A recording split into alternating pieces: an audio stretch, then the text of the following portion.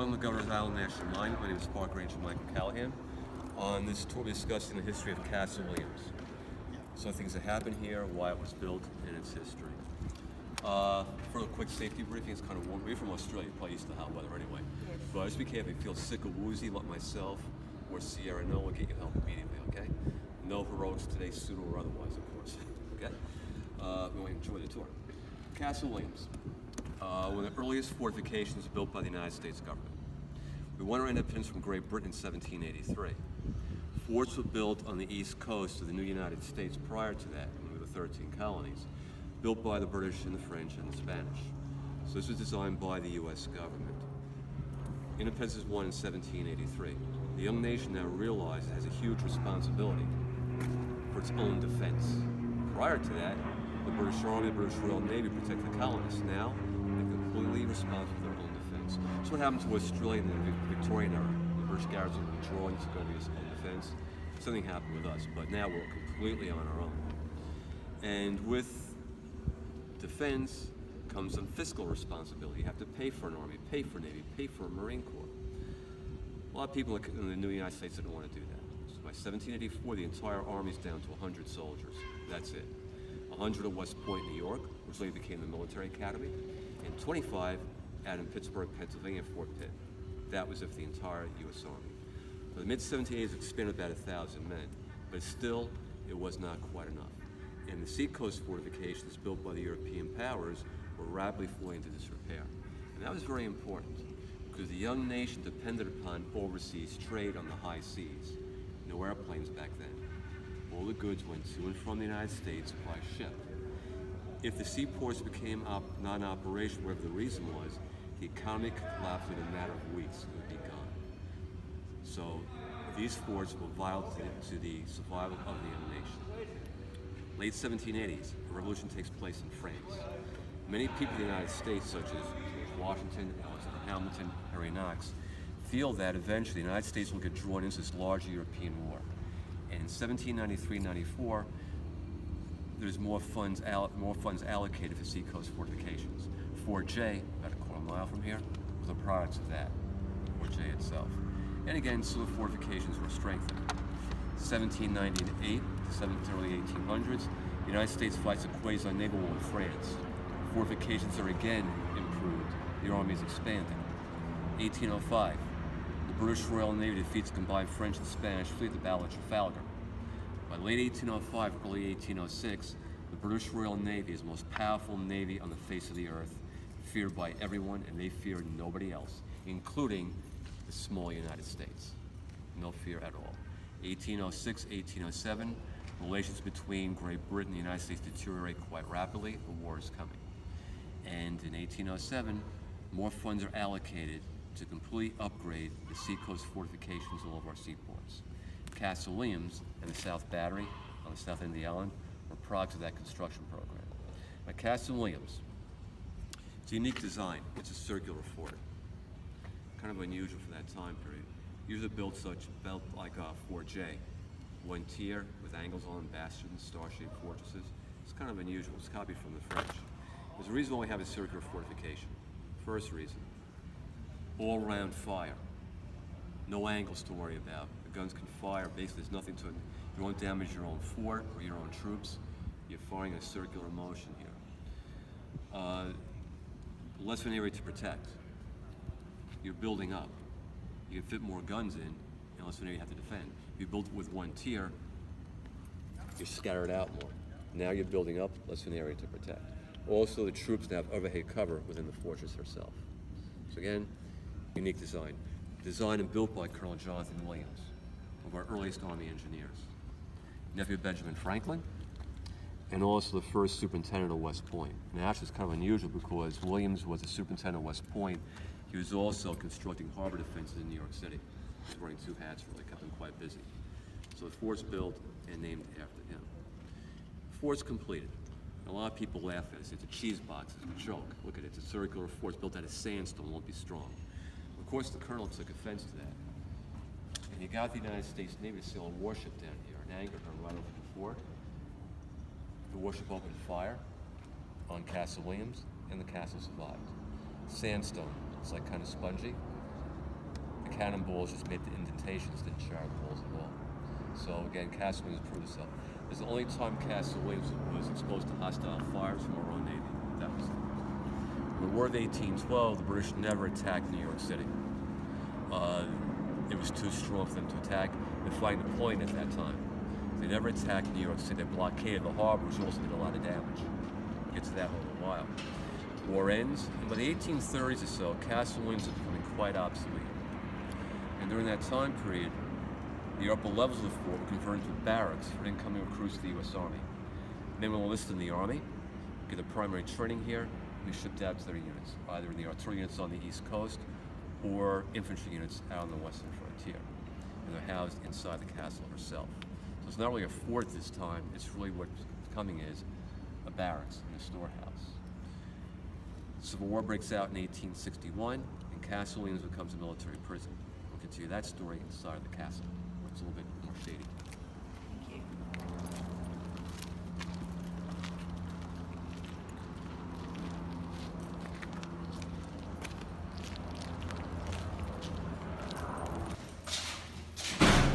So inside of Castle Williams. This area, however, was not fully enclosed until the 1930s, 40s, and 50s with the U.S. military prison. The original fort is just beyond the brick wall and the doors here. That's the original fort. If we were here during the War of 1812, we'd be outside the original fort. Okay, we have a courtyard here.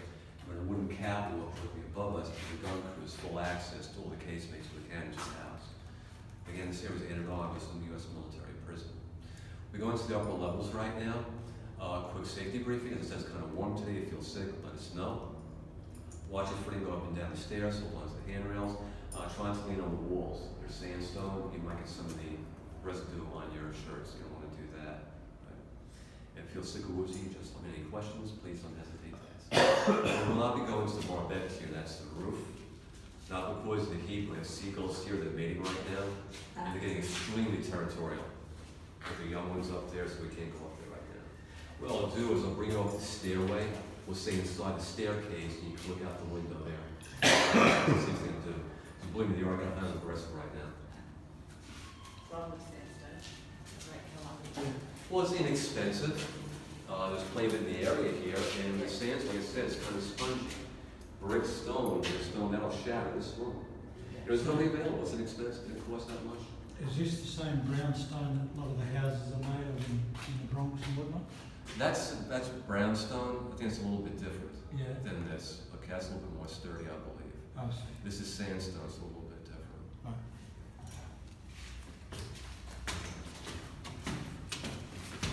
Right.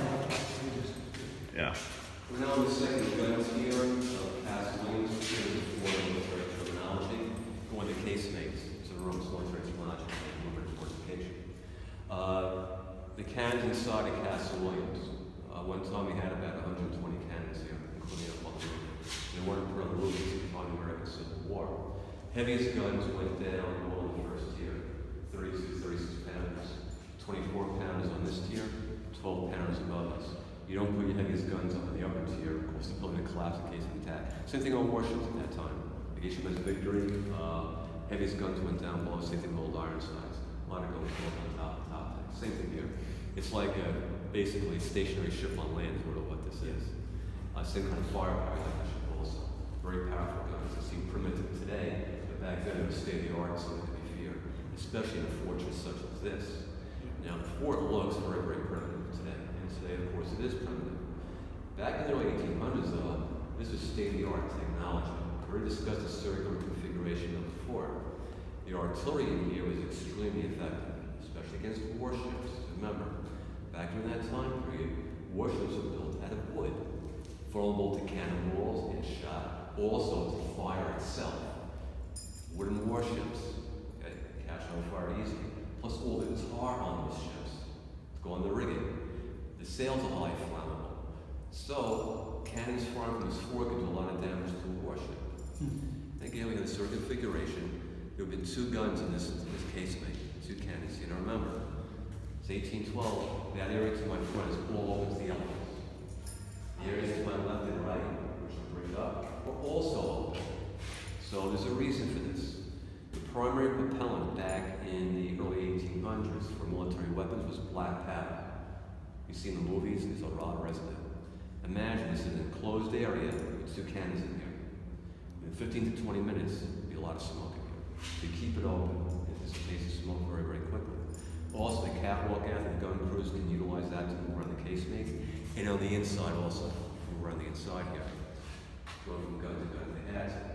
Because unfortunately at that point in time, when the war broke out, the U.S. Army was very, very in good strength. So let's say that we have the fort's fully armed with cannons, which is all well and good.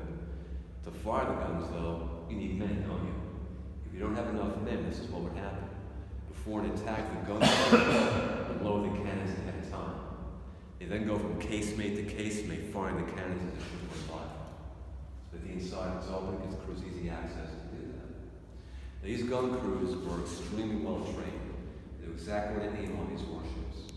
Where do you aim on the ship? Aim for the sails and rigging. Bring that down, the ship can't move. The ships back then were propelled by wind power, not by engine power. That didn't come in until about 30 years later, so on warships. Bring down the sails and rigging, the ship's a steady dock. Aim for the stern of the ship. That's where the ship's captain is located with the first lieutenant and the sailing master. Eliminate those 3 officers, the ship is now losing its leadership. Aim for the hull of the ship, the main point of it, kill the gun crews, knock out the guns. Shoot below the waterline, you can sink the ship. Remember back then also, warships cannot fire dead ahead like they can fire today. They only fire port and starboard, left and right. So a warship coming towards Castle Williams cannot fire on Castle Williams until he exposes himself fully to the fort and gets close in. The guns from this fort can fire that ship a mile and a half away. They cannot return fire until they get to this point. And so, defenses in New York at that time, War of 1812, battery down on Sandyhook, New Jersey. The Verrazano Narrows, the primary entrance to New York Harbor. Fort Lafayette, we're off the Brooklyn shoreline.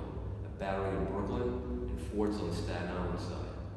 If the ships got beyond that and now in the harbor, they still must contend with Fort Wood on Liberty Island, the Statue of Liberty is today, Fort Gibson on Ellis Island, and Castle Clinton in Lower Manhattan. Also, the forts on this island, Castle Williams, the South Battery, and Fort J. By the time they reach this point, they would be sunk, sinking, and very, very badly damaged. And these forts would just finish them right off. So again, a very, very effective fort for that time period. The governors know exactly where to aim on those ships, exactly where to aim on them. That's why Admiral Callahan, the British Royal Naval Commander, did attack these forts. He wasn't a coward, he had a lot of nerve. The British Royal Naval officers were known for their courage. They're also known for not being fools. He didn't get to be an admiral by being an idiot. He knew he could not capture these forts with the men he had available. Remember, Britain was fighting Napoleon at that time. The men he had available, he could not attack these forts. So the British did was they burned Washington, D.C., the center capital. It's caused a huge psychological impact on the American people. If the British had more troops available and ships available, they may have taken the city, but not by taking the forts on the islands. They've had to land troops in Brooklyn, Manhattan, New Jersey, seize the land forts first, and starve these forts into submission. It take quite a long period of time. They probably need about 40,000 soldiers, maybe 20,000 sailors and Marines, or just wasn't available. They ought to have probably got done. Local war ended at that point in time. So the war ends. As I said, it's become the troop barracks for a while. So the president, I think, was recruited here, not the best first impression of the United States Army. That's what many would desert quite a lot. Never listened to the Army for 5 years. This is their first impression of the Army. If they want to stay in the Army for 5 years, probably not. They'll try getting away. The problem is getting over Governor's Island. The currents out there are pretty strong. You try to swim. So that's why during the American Civil War, the Army placed a military prison here for the Confederate prisoners of war. Civil War breaks out in 1861. The Union Army is capturing large numbers of Confederate soldiers. They bring them north to the prison camps. They're overflowing at this point in time. Where do they put the prisoners? Well, this is a perfect prison. One way in, one way out. Side for it. Thick walls. Limited room here, limited ratios. It's called windows here. It's very, very secure. And plus you're on an island. Even if the soldier gets out of Castle Williams, he still has to get off the island. The perfect spot for a prison. So throughout the war until 1865, Confederate soldiers are imprisoned here. The enlisted men were here. The officers were over at Fort J. And the officers said, well, the other conditions in Fort J were a lot better than the enlisted men down here. A number of them died here with disease and malnutrition, unfortunately. And remember something else. The Union Army recruits from the same building the Confederate prisoners of war. They're all in the same building right now. In addition to that, Union Army prisoners are also imprisoned here. It's not the best conditions here at all. Imagine the winter time here. No radiators back then. Trying to stay warm, like little small braziers, trying to stay warm. If they were lucky, they had cots. The Confederates did not. They had straw and blankets on the floor. That was it. The floors then were wooden, not concrete. So again, not the best place to be in prison at all. War ends in 1865, and the Union Army still continues to utilize this as a U.S. military prison until 1966. So until 1966, U.S. Army prisoners still housed in this building.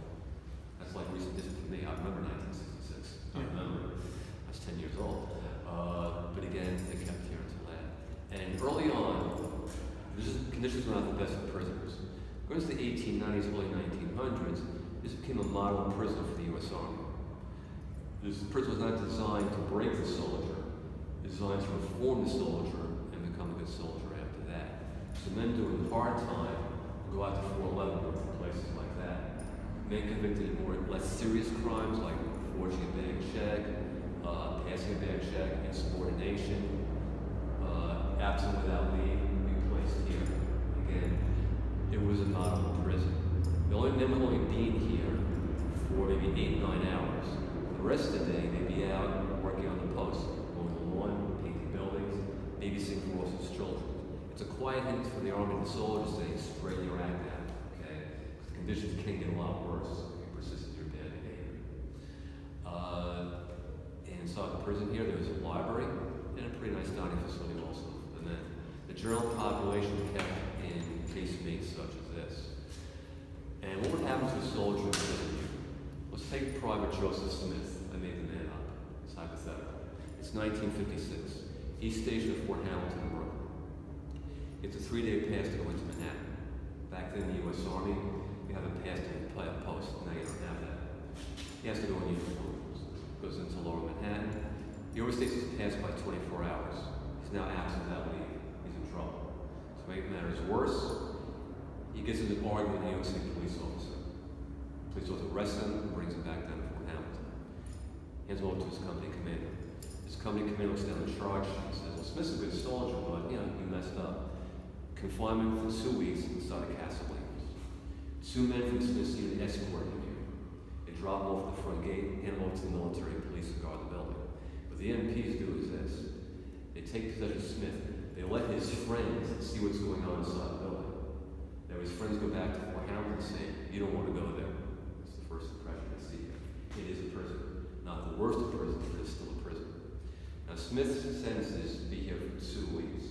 If he behaves himself, all well and good, he goes back to Fort Hamilton. If he doesn't behave himself, though, it could be a lot harder for him. How long he's here depends upon his interaction with the individual military policemen in this building. That's what comes down to the basics. Him and the MPs. The military police represent the authority of the United States Army. That military policeman could be 19 years old, only been on for 6 months. It doesn't matter. He represents the Army's authority. So if Smith gives the MPs a hard time early on, they probably would have done some little bit rough with him. As time went on, they didn't do that anymore. All the MP will do is pull out his little notebook and his pencil and start writing down everything Smith says. When the MP goes off duty, he drops his notebook over to the commandant at the front gate. The commandant looks at the notebook and says, oh, Smith gave my men a hard time here. Okay? Profane language, being disruptive. He now has 4 weeks inside a castle Williams instead of 2. They add on to the sentence, is what they do. Every transgression, time is added on to the sentence. If he persists in the bad behavior, then he goes to solitary. And that's our next stop. Any questions so far? Yeah. Cannon, you talked about the cannons. Were they the ones at the ships that had the cannon, were they hollow and had things inside of them to burn down the ships? Or Projectiles back then. Yeah. The cannons inside the fort would be firing solid iron cannonballs. Yeah. To batter down the ship, of course. What they could do is, though, before they fire the cannonball, heat it red hot. Oh, okay. It hits the wooden ship and set it on fire. They had chain shot to bring down the rigging. They had exploding shells back then used by howitzers. Howitzers would fire over the wall inside of the fort. Okay. But the guns inside of this war at that time period were solid shot. As Yeah. time went on, they brought in artillery, which was exporting shells. Okay. The War of 1812 was solid shot and chain shot to bring down the rigging of the ship. All right. How'd they heat the? They have a big bonfire out there, or a big They coal? have what we call a red hot shot. Shot would be a furnace. Yeah. The cannonballs you place inside the furnace red hot. They're loaded into the guns and fire. A hot shot fire, a shot furnace they call it. Okay. So There's like, one located here, we just know where it was. yeah, and it would like be with wood or coal. I think. Probably wood. Yeah. Probably wood, yeah. All right. Heat the cannonball up, fire, hit the warship. There's tar on the ship too. Goes on fire. That was the biggest thing for the warship back then was fire. Yeah. For obvious reasons. Yes. You follow me?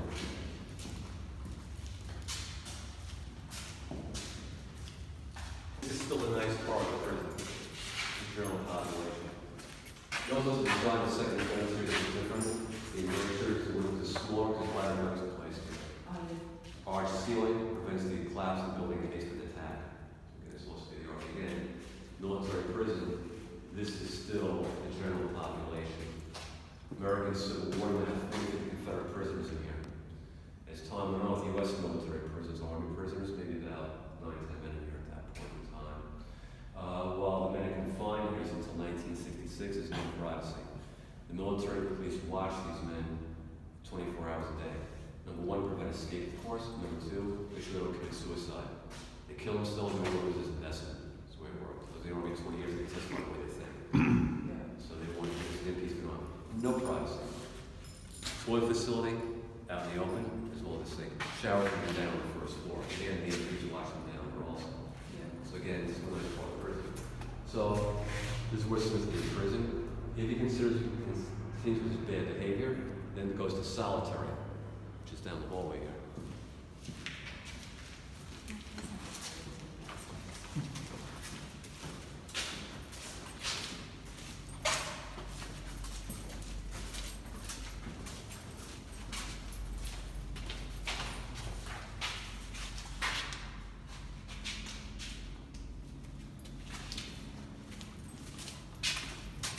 Right, so uniforms and mannequins. Mannequin 11 takes the Confederate soldiers and continued the American Civil War.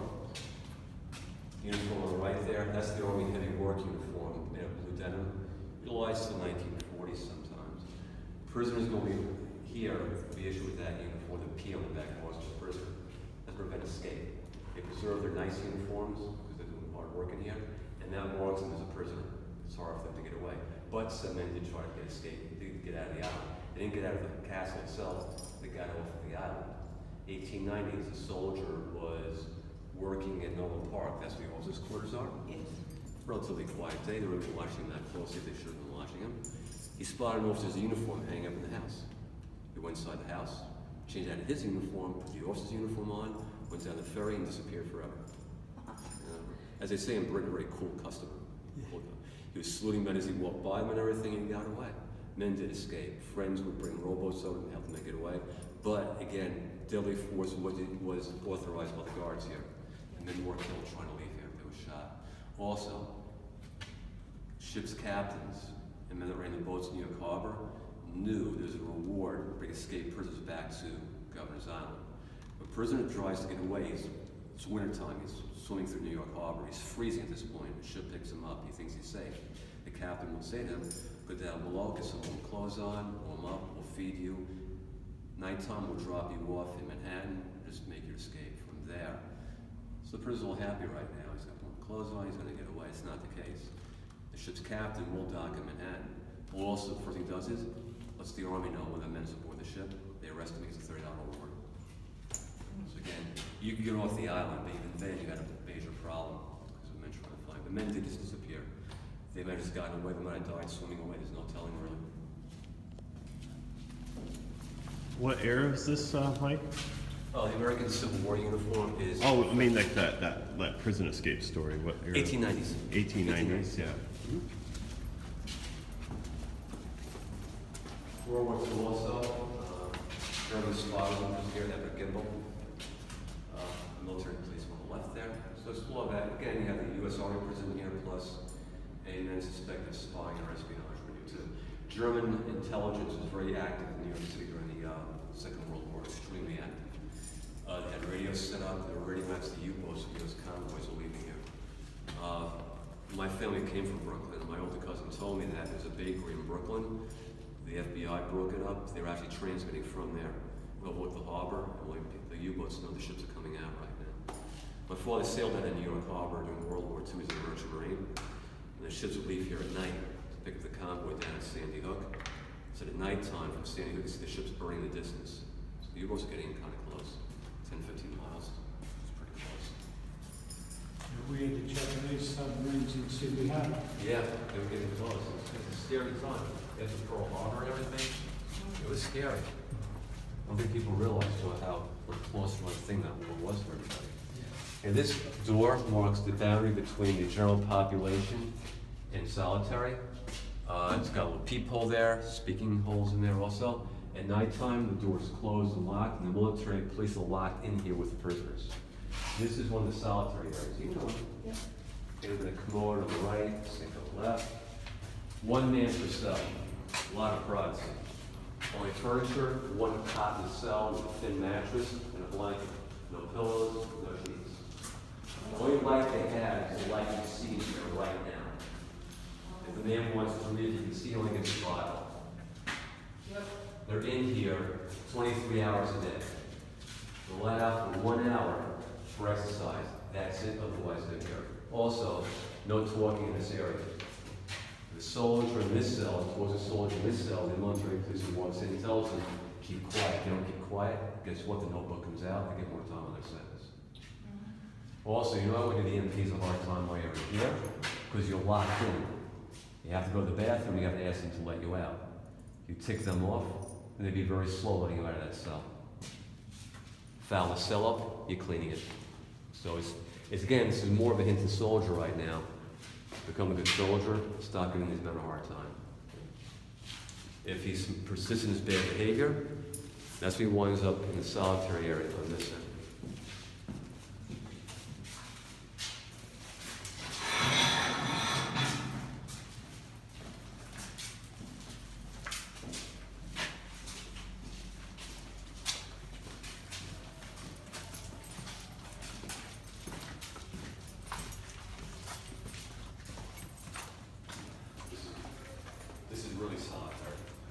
A gentleman on my tour last year in the summertime, he'd been a military policeman here in 1956, 57. He actually guarded the building. He walked in and goes, oh, the box. I said, the box? He goes, this is the box, what the NP is called. There are individual cells inside the box. Each cell had its sink, toilet, and a cot, plenty of privacy. Look at what you're in for 23 hours per day. Okay. This is your last stop before going out to Leavenworth. If you misbehave here, the Army knows they can do nothing with you at that point in time. So again, this is where you can watch out. There are indentations from the inside of the cell being pushed out here. Probably a prisoner banging on the inside of that cell. Like if I forecast what happened, the MP probably walked in here, saw that, wrote it up. Time added on the sentence, damage to government property. Probably what it cost him. So if you see what the progression that's happening here, it's a model prison. When you first get here, you're not treated that harshly. As you misbehave more and more and more, it gets a lot more harsh. So that's what happens. So Takes a fair whack to make an indentation in that plate. yeah, this is just for the toilets and sinks and stuff. Yeah. Oh, wow. There's plenty of them. So you have your own private facility. This is where you are for 23 hours per day. And again, once the soldier goes to Leavenworth, the Army list will open at that point in time. That's where they do a really hard time out there. It's a lot harsher out there, I think. So that's only a quick story of the fort. It has a prison and it has a fortress. It's what we call from here to eternity with Montgomery Clift or Lancaster. It's about U.S. military in Hawaii right before World War II. And Montgomery Clift is actually, and Frank's actually put into a military disciplinary facility.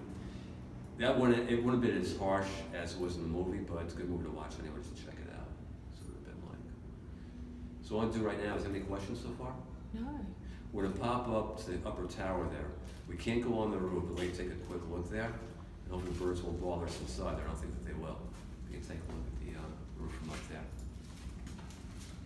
You need a cell phone flashlight, sir, to see in there. Yeah. You can look, you're more than welcome to, but I don't know what you're gonna be able to see. This is the box. That's it, yeah. And it was used till 1966. Till 1966 it was used.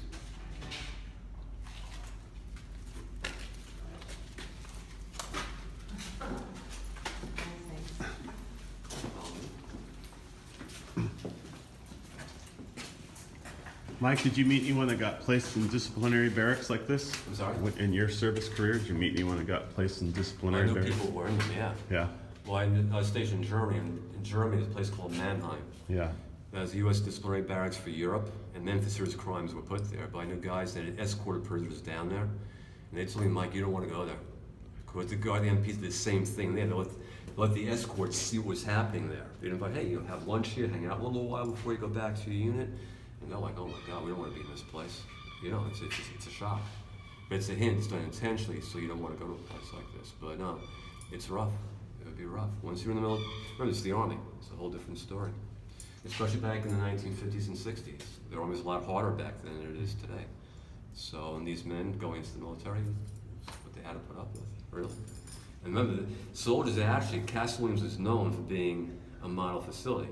Men who deserted on the West Coast, who wanted to surrender here in New York, because they knew they'd come to Castle Williams, not going to places in California like Alcatraz. This is where they wanted to come. So that's what we saw during the real hard time. We're going to go up the steps here. Quick safety caution. Stay to the left side, so right up the stairs. Hold on to the handrail. that seagull yesterday bombed me right when I left the We're not going out, threshold. we're Yeah, inside. stay inside the threshold. Stay inside, we're not going out. We're watching the front and the inside. The window is in the back.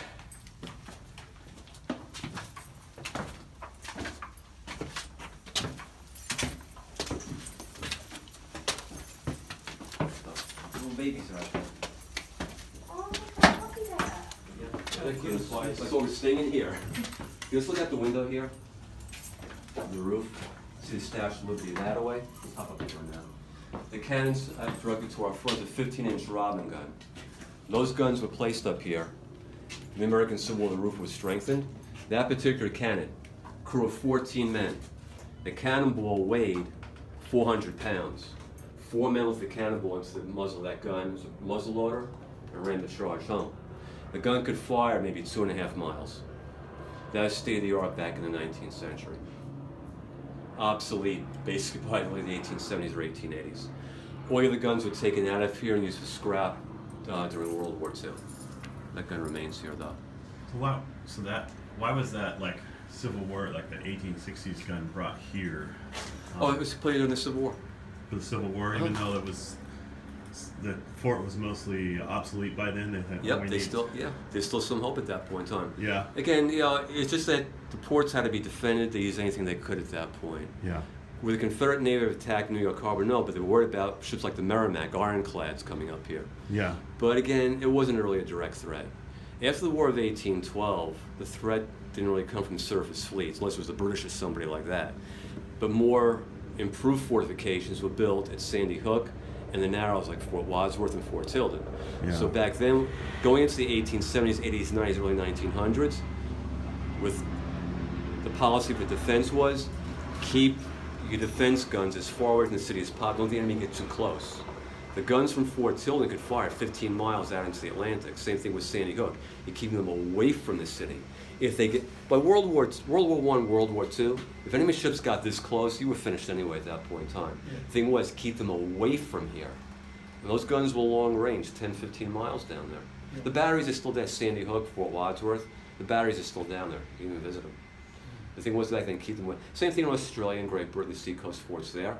Keep the enemy far away from your seaports, as far away as possible. But then even going to World War II, the threat in World War II was not from the German surface fleet, it was from the U-boats. That was the problem. Yeah. The Royal Navy by 1941, early 42, had dealt with the German cruisers and battleships like the Bismarck, the Grasp. But the Royal Navy took care of that. The threat was the U-boats. And they did a lot of damage on the U.S. East Coast, a lot of damage. Yeah. That was the problem, not so much the surface fleet at that point. The Royal Navy took care of that. Didn't take them that long, really. The German Navy had, the ships were good. There weren't enough of them, though. The British outnumbered them. is what happened. Yeah. Grass Bay, Bismarck, very powerful ships, but there weren't that many. Royal Navy had a lot of ships. They had the Australian Navy, bless you, New Zealand Navy, Canadian Navy, plenty of ships. U.S. Navy, they didn't have enough of them though. Mm. Then after World War II, the threat came from the sky, missiles. That's And- right. Yeah, so again, this fort base, it's obsolete basically by the American Civil War, is what it is. Army left here in 1966, the U.S. Coast Guard moved in, they left in 1996. When the Coast Guard was here, this one was utilized with the Coast Guard as a recreation facility, believe it or not, and storage for supplies going to the Coast Guard cutters. The machine shops were here too. And the Coast Guard left in 96, we took over here about 2001, 2002. Yeah. That's a quick story at Castle Williams. And the birds didn't attack us, which is good. Yeah. They get aggressive. Pity you didn't see the chicks though. Yeah, no, I didn't. Never mind. Very cute, wasn't it? There any questions? No, it That's was really fascinating. good. Thank you. Yeah. They'll head back down below. Yeah. Okay, going down the stairs here, please steady your right, hold on to the handrail. And I will do the same. Maybe if it falls on the stairs, it'll probably be me.